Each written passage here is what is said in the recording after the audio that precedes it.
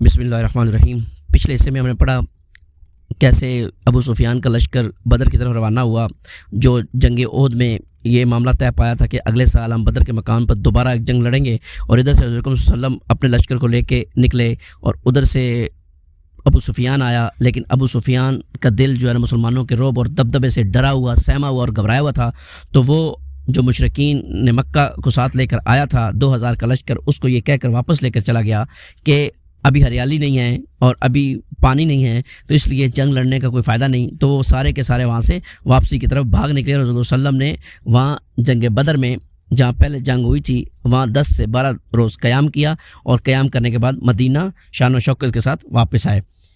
اس سے ابھی آگے جو غزوہ آیا اس کا ذکر کرتے ہیں۔ 1 سال سے زیادہ عرصہ کی پہم فوجی مہمات اور کاروائیوں کے بعد جزیرۃ العرب پر سکون چھا گیا تھا، اور ہر طرف امن و امان اور اشتی اور سلامتی کا دورہ ہو گیا تھا، مگر یہود کو جو اپنی خباثتوں اور سازشوں اور دسیسہ کاریوں کے نتیجے میں طرح طرح کی ذلت اور رسوائی کا مزہ چکھ چکے تھے، اب بھی خاموش ہونے نہیں آیا تھا۔ انہوں نے عذر و خیانت اور مکر و سازش کے مکروہ نتائج سے کوئی سبق نہیں سیکھا تھا۔ چنانچہ خیبر منتقل ہونے کے بعد اب پہلے تو انہوں نے یہ انتظار کیا کہ دیکھیں مسلمان اور بت پرستوں کے درمیان جو فوجی کشاکش چل رہی ہے اس کا نتیجہ کیا ہوتا ہے، لیکن جب دیکھا کہ حالات مسلمانوں کے لیے سازگار ہو گئے ہیں، گردش لیل و نہار نے ان کے نفوذ و مزید وسعت دے دی ہے اور دور دور تک ان کی حکمرانی کا سکہ بیٹھ گیا ہے، تو انہیں سخت جلن ہوئی۔ انہوں نے نئے سرے سے سازش شروع کی اور مسلمانوں پر ایک ایسی آخری کاری ضرب لگانے کی تیاری میں مصروف ہو گئے جس کے نتیجے میں ان کا چراغ حیات ہی گل ہو جائے، لیکن چونکہ انہیں براہ راست مسلمانوں سے ٹکرانے کی جرت نہ تھی، اس لیے اس مقصد کی خاطر ایک نہایت خوفناک پلان تیار کیا گیا۔ اس کی تفصیل یہ ہے کہ بنو نذیر کے 20 سردار اور رہنما مکے میں قریش کے پاس حاضر ہوئے اور انہیں رسول اللہ صلی اللہ علیہ وسلم کے خلاف آمادہ جنگ کرتے ہوئے اپنی مدد کا یقین دلایا۔ قریش نے ان کی بات مان لی، چونکہ وہ احد کے روز میدان بدر میں مسلمانوں سے صف آرائی کا عہد و پیمان کر کے اس کی خلاف ورزی کر چکے تھے، اس لیے ان کا خیال تھا کہ اب اس مجوزہ جنگی اقدام کے ذریعے وہ اپنی شہرت بھی بحال کر لیں گے اور اپنی کہی ہوئی بات بھی پوری کر دیں گے۔ اس کے بعد یہود کا یہ وفد بنو غطفان کے پاس گیا اور قریشی کی طرح انہیں بھی آمادہ جنگ کیا، وہ بھی تیار ہو گئے۔ پھر اس وفد نے بقیہ قبائل عرب میں گھوم گھوم کر لوگوں کو جنگ کی ترغیب دی، اور ان قبائل کی بھی بہت سے افراد تیار ہو گئے۔ غرض اس طرح یہودی سیاست کاروں نے پوری کامیابی کے ساتھ کفر کے تمام بڑے بڑے گروہوں اور جتھوں کو نبی اکرم صلی اللہ علیہ وسلم اور آپ صلی اللہ علیہ وسلم کی دعوت اور مسلمانوں کے خلاف بھڑکا کر جنگ کے لیے تیار کر لیا۔ اس کے بعد طے شدہ پروگرام کے مطابق جنوب سے قریش، کنانا اور تہامہ میں آباد دوسرے حلیف قبائل نے مدینے کی جانب کوچ کیا۔ ان سب کا سپہ سالار اعلیٰ ابو سفیان تھا اور ان کی تعداد 4000 تھی۔ یہ لشکر مرز زہران پہنچا تو بنو سلیم بھی اس میں شامل ہو گئے۔ ادھر اسی وقت مشرق کی طرف سے غطفانی قبائل فرارہ، مرہ اور اشجع نے کوچ کیا۔ فزارہ کا سپہ سالار روینہ بن حسن تھا، بنو مرہ کا حارث بن عوف اور بنو اشجع کا مصر بن رقیلہ تھا۔ انہیں کے زمن میں بنو اسد اور دیگر قبائل کے بہت سے افراد بھی آئے تھے۔ ان سارے قبائل نے ایک مقررہ وقت اور مقررہ پروگرام کے مطابق مدینے کا رخ کیا تھا، اس لیے چند دن کے اندر اندر مدینے کے پاس 10,000 سپاہ کا ایک زبردست لشکر جمع ہو گیا۔ یہ اتنا بڑا لشکر تھا کہ غالباً مدینے کی پوری آبادی عورتوں، بچوں، بوڑھوں اور جوانوں کو ملا کر بھی اس کے برابر نہ تھی۔ اگر حملہ آوروں کا یہ ٹھاٹھے مارتا ہوا سمندر مدینے کی 4 دیواری تک آ پہنچتا تو مسلمانوں کے لیے سخت خطرناک ثابت ہوتا۔ کچھ عجب نہیں کہ ان کی جڑ کٹ جاتی اور ان کا مکمل صفایا ہو جاتا، لیکن مدینے کی قیادت نہایت بیدار مغز اور چوکس قیادت تھی۔ اس کی انگلیاں ہمیشہ حالات کی نبض پر رہتی تھیں اور وہ حالات کا تجزیہ کر کے آنے والے واقعات کا ٹھیک اندازہ بھی لگاتی تھی اور ان سے نبٹنے کے لیے مناسب ترین قدم بھی اٹھاتی تھی۔ چنانچہ کفار کا لشکر عظیم جو ہی اپنی جگہ سے حرکت میں آیا، مدینے کے مخبرین نے اپنی قیادت کو اس کی اطلاع فراہم کر دی۔ اطلاع پاتے ہی رسول اللہ صلی اللہ علیہ وآلہ وسلم نے ہائی کمان کی مجلس شورا منعقد کی اور دفاعی منصوبے پر صلاح مشورہ کیا۔ قائدین اہل شورا نے غور و غوض کے بعد حضرت سلمان فارسی رضی اللہ تعالیٰ عنہ کی ایک تجویز متفقہ طور پر منظور کی۔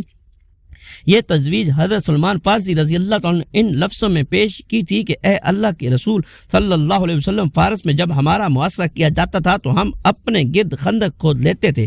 یہ بڑی بحکمت دفاعی تجویز تھی۔ اہل عرب اس سے واقف نہ تھے۔ رسول اللہ صلی اللہ علیہ وسلم نے اس تجویز پر فوراً عمل درآمد شروع فرماتے ہوئے ہر 10 آدمی کو 40 ہاتھ خندق کھودنے کا کام سونپ دیا اور مسلمانوں نے پوری محنت اور دل جمی سے خندق کھودنی شروع کر دی۔ رسول اللہ صلی اللہ علیہ وسلم اس کام کی ترغیب بھی دیتے تھے اور عملاً اس میں پوری طرح شریک بھی رہتے تھے۔ چنانچہ صحیح بخاری میں حضرت سہل بن سعد رضی اللہ تعالیٰ سے مروی ہے کہ ہم لوگ رسول اللہ صلی اللہ علیہ وسلم کے ساتھ خندق میں تھے، لوگ کھود رہے تھے اور ہم کندھوں پر مٹی ڈھو رہے تھے کہ اسی اثناء میں رسول اللہ صلی اللہ علیہ وسلم نے فرمایا، اے اللہ، زندگی تو بس آخرت کی زندگی ہے، پس مہاجرین اور انصار کو بخش دے۔ ایک دوسری روایت میں ہے کہ حضرت انس رضی اللہ عنہ سے مروی ہے کہ رسول اللہ صلی اللہ علیہ وسلم خندق کی طرف تشریف لائے تو دیکھا کہ مہاجرین اور انصار ایک ٹھنڈی صبح میں کھودنے کا کام کر رہے ہیں۔ ان کے پاس غلام نہ تھے، ان کے بجائے غلام یہ کام کر دیتے۔ آپ صلی اللہ علیہ وسلم نے ان کی مشقت اور بھوک دیکھ کر فرمایا، اے اللہ، یقیناً زندگی تو آخرت کی زندگی ہے، پس انصار و مہاجرین کو بخش دے۔ انصار اور مہاجرین نے اس کا جواب میں یہ کہا، ہم وہ ہیں کہ ہم نے ہمیشہ کے لیے جب تک کہ باقی رہیں محمد صلی اللہ علیہ وسلم سے جہاد پر بیعت کی ہے۔ صحیح بخاری کی روایت ہے کہ ایک روایت میں حضرت برا بن عازب رضی اللہ عنہ سے مروی ہے کہ میں نے رسول اللہ علیہ وسلم کو دیکھا کہ آپ خندق سے مٹی دھو رہے تھے، یہاں تک کہ غبار نے آپ صلی اللہ علیہ وسلم کے شکم کی جلد ڈھانک دی تھی۔ آپ صلی اللہ علیہ وسلم کے بال بہت زیادہ تھے۔ میں نے اسی حالت میں آپ صلی اللہ علیہ وسلم کو عبداللہ بن رواح کے رجب سے کلمات کہتے ہوئے سنا۔ آپ صلی اللہ علیہ وسلم مٹی ڈھوتے جاتے تھے اور یہ کہتے جاتے تھے، اے اللہ، اگر تو نہ ہوتا تو ہم ہدایت نہ پاتے، نہ صدقہ دیتے، نہ نماز پڑھتے، پس ہم پر سکینت نازل فرما، اور اگر ٹکراؤ ہو جائے تو ہمارے قدم ثابت رکھ۔ انہوں نے ہمارے خلاف لوگوں کو بھڑکایا ہے، اگر انہوں نے کوئی فتنہ چاہ تو ہم ہرگز سر نہیں جھکائیں گے۔ حضرت بروا فرماتے ہیں کہ آپ آخری الفاظ کھینچ کر کہتے تھے۔ ایک روایت میں آخری شعر اس طرح ہے، یعنی انہوں نے ہم پر ظلم کیا ہے اور اگر وہ ہمیں فتنے میں ڈالنا چاہیں گے تو ہم ہرگز سرنگو نہ ہوں گے۔ مسلمان ایک طرف سے اس گرمجوشی کے ساتھ کام کر رہے تھے کہ دوسری طرف اتنی شدت کی بھوک برداشت کر رہے تھے کہ اس کا تصور سے کلیجہ شک ہو جاتا ہے۔ چنانچہ حضرت انس رضی اللہ عنہ کا بیان ہے کہ اہل خندق کے پاس 2 سپر جو لایا جاتا تھا ایک دیتی چکنائی کے ساتھ بنا کر لوگوں کے سامنے رکھ دیا جاتا، لوگ بھوکے ہوتے تھے اور یہ حلق کے لیے بدلذت ہوتا تھا، اس سے مولک پھوٹتی رہتی تھی۔ ابو طلحہ کہتے ہیں کہ ہم نے رسول صلی اللہ علیہ وسلم سے بھوک کا شکوہ کیا اور اپنے شکم کھول کر ایک ایک پتھر دکھلایا تو رسول صلی اللہ علیہ وسلم نے اپنا شکم کھول کر 2 پتھر دکھلائے۔ خندق کی کھدائی کے دوران نبوت کی کئی نشانیاں بھی جلوہ افن ہوئی۔ صحیح بخاری کی روایت ہے کہ حضرت جابر رضی اللہ عنہ فرماتے ہیں کہ نبی صلی اللہ علیہ وسلم کے اندر سخت بھوک کے آثار تھے تو بکری کا ایک بچہ ذبح کیا اور ان کی بیوی نے ایک سا تقریباً 2.5 کلو جو پیسا ہوا آٹا تھا رسول صلی اللہ علیہ وسلم سے رازداری کے ساتھ خفیہ طور پر گزارش کی کہ اپنے چند رفقا کے ہمراہ تشریف لائیں، لیکن نبی صلی اللہ علیہ وسلم نے تمام اہل خندق کو، جن کی تعداد 1000 تھی، ہمراہ لے کر چل پڑے۔ سب لوگوں نے اسی ذرا جتنے کھانے سے شکم سیر ہو کر کھانا کھایا، پھر بھی گوشت کی ہانڈی اپنی حالت پر برقرار رہی اور بری کی بری جوش مارتی رہی اور گوندا ہوا آٹا اپنی حالت پر برقرار رہا، اس سے روٹی پکائی جاتی رہی۔ حضرت نعمان بن بشیر کی بہن خندق کے پاس 2 پسر کھجور لے کر آئیں کہ ان کے بھائی اور ماموں کھا لیں، لیکن رسول صلی اللہ علیہ وسلم کے پاس سے گزرے تو آپ صلی اللہ علیہ وسلم نے ان سے وہ کھجور مانگ لی اور ایک کپڑے کے اوپر بکھیر دی، پھر اہل خندق کو دعوت دی۔ اہل خندق اسے کھاتے گئے اور وہ بڑھتی گئی، یہاں تک کہ سارے اہل خندق کھا کر چلے گئے اور کھجور تھی کہ کپڑے کے کناروں سے باہر گر رہی تھی۔ انہی ایام میں ان دونوں واقعات سے کہیں بڑھ کر ایک اور واقعہ پیش آیا جسے امام بخاری نے حضرت جابر رضی اللہ تعالیٰ عنہ سے روایت کیا ہے کہ حضرت جابر کا بیان ہے کہ ہم لوگ خندق کھود رہے تھے کہ ایک سخت پتھریلا ٹکڑا آڑے آ گیا۔ لوگ نبی صلی اللہ علیہ وسلم کی خدمت میں حاضر ہوئی اور عرض کی کہ یہ چٹان نما ٹکڑا خندق میں حائل ہو گیا ہے۔ آپ صلی اللہ علیہ وسلم نے فرمایا میں اتر رہا ہوں۔ اس کے بعد آپ صلی اللہ علیہ وسلم نے اٹھے، آپ صلی اللہ علیہ وسلم کے شکم پر پتھر بندھا ہوا تھا، ہم نے 3 روز سے کچھ چکھا نہ تھا۔ پھر نبی صلی اللہ علیہ وسلم نے کدال لے کر مارا تو وہ چٹان نما ٹکڑا برے تودے میں تبدیل ہو گیا۔ حضرت برار رضی اللہ عنہ بیان کرتے ہیں کہ خندق کی کھدائی کے موقع پر بعض حصے میں ایک سخت چٹان آ پڑی جس سے کدال اچٹ جاتی تھی، کچھ ٹوٹتا ہی نہ تھا۔ رسول صلی اللہ علیہ وسلم نے اس کا شکوہ کیا، آپ صلی اللہ علیہ وسلم تشریف لائے، کدال لی اور بسم اللہ کہہ کر ایک ضرب لگائی تو وہ ایک ٹکڑا کی طرح ٹوٹ گیا۔ اللہ اکبر، مجھے ملک کی شام کی کنجیاں دی گئی ہیں، واللہ میں اس وقت وہاں کے سرخ محلوں کو دیکھ رہا ہوں۔ پھر دوسری ضرب لگائی تو ایک دوسرا ٹکڑا ٹوٹ گیا اور فرمایا اللہ اکبر، میں فارس دیا گیا ہے، واللہ میں اس وقت مدائن کا سفید محل دیکھ رہا ہوں۔ پھر تیسری ضرب لگائی اور فرمایا بسم اللہ تو باقی ماندہ چٹان بھی گر گئی۔ پھر فرمایا اللہ اکبر، مجھے یمن کی کنجیاں دی گئی ہیں، واللہ میں اس وقت اپنی اس جگہ سے سنا کے پھاٹک دیکھ رہا ہوں۔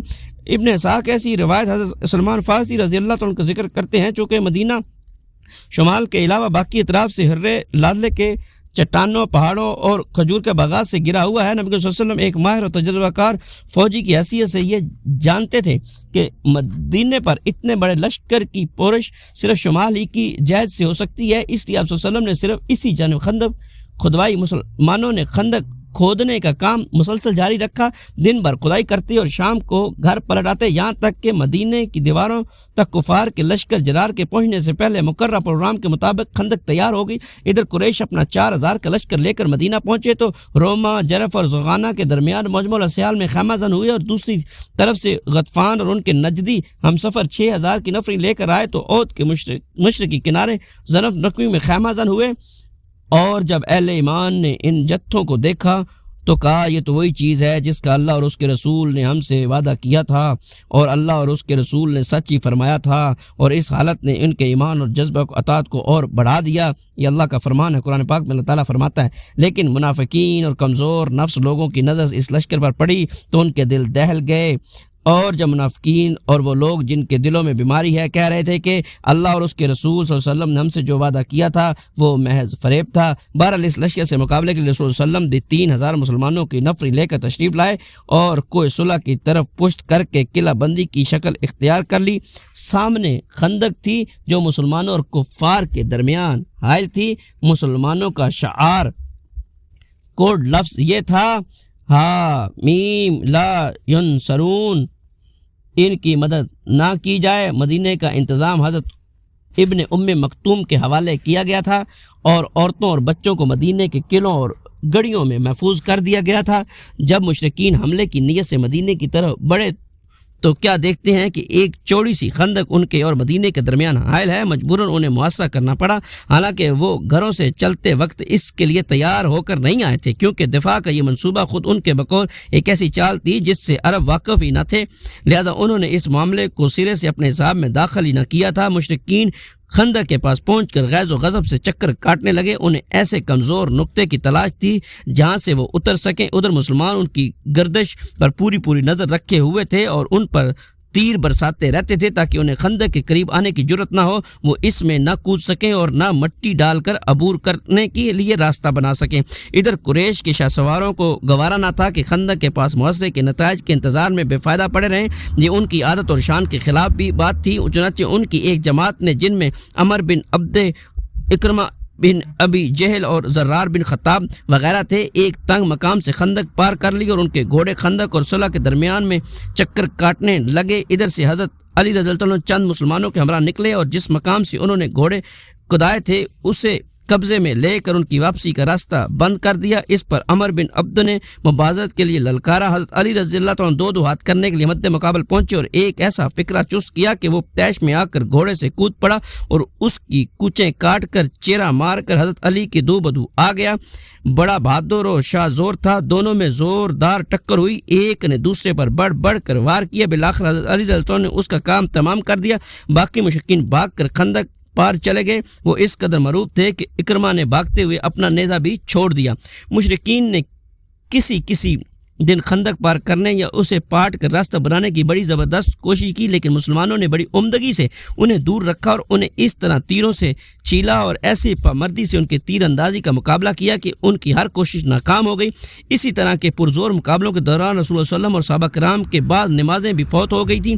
چنانچہ صحیح میں حضرت جابر رضی اللہ عنہ سے مروی ہے کہ حضرت عمر بن خطاب رضی اللہ عنہ خندق کے روز آئے اور کفار کو سخت سست کہتے ہوئے کہنے لگے کہ یا رسول اللہ صلی اللہ علیہ وسلم، آج میں بمشکل سورج ڈوبتے نماز پڑھ سکا۔ رسول اللہ صلی اللہ علیہ وسلم نے فرمایا، اور میں نے تو واللہ ابھی نماز پڑھی ہی نہیں۔ اس کے بعد ہم لوگ نبی صلی اللہ علیہ وسلم کے ساتھ بطان میں اترے۔ آپ صلی اللہ علیہ وسلم نے نماز کے لیے وضو فرمایا اور ہم نے بھی وضو کیا۔ پھر آپ صلی اللہ علیہ وسلم نے عصر کی نماز پڑھی، یہ سورج ڈوب چکنے کے بعد کی بات ہے۔ اس کے بعد مغرب کی نماز پڑھی۔ نبی صلی اللہ علیہ وسلم کو اس نماز کے فوت ہونے کا اس قدر ملال تھا کہ آپ نے مشرکین پر بد دعا فرما دی۔ چنانچہ صحیح بخاری میں حضرت علی رضی اللہ عنہ مروی ہے کہ نبی صلی اللہ علیہ وسلم نے خندق روز فرمایا، اللہ ان مشرکین سمیت ان کے گھروں اور قبروں کو آگ سے بھر دے، جس طرح انہوں نے ہم کو نماز وسطی کی ادائیگی سے مشغول رکھا یہاں تک کہ سورج ڈوب گیا۔ مسند احمد اور مسند شافعی سے مروی ہے کہ مشرکین نے آپ صلی اللہ علیہ وسلم کو زور، عصر و مغرب اور عشاء کی نمازوں کی ادائیگی سے مصروف رکھا، چنانچہ آپ صلی اللہ علیہ وسلم نے یہ ساری نمازیں یکجا پڑھیں۔ امام نووی فرماتے ہیں کہ ان روایتوں کے درمیان تطبیق کی صورت یہ ہے کہ جنگ خندق کا سلسلہ کئی روز تک جاری رہا، بس کسی دن ایک صورت پیش آئی اور کسی دن دوسری صورت۔